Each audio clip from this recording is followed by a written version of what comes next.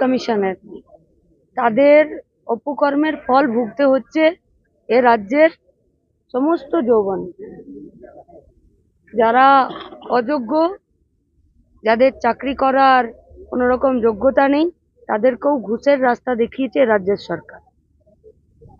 ঘুষ তো আর রাস্তায় যেতে যেতে জল তেষ্টা পেলো আর কল খুলে জল খেয়ে নিলাম, ঘুষ তো তা নয়।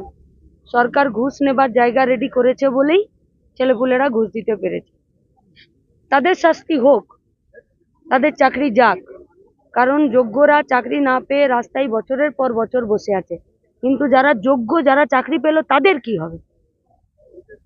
আমাদের পরিষ্কার কথা এবং দাবি, যারা যোগ্য সসম্মানে তাদের চাকরি ফেরাতে হবে দ্রুত, এবং কোর্ট, সরকার এবং স্কুল সার্ভিস কমিশন তাদেরকে এই দায় নিতে হবে।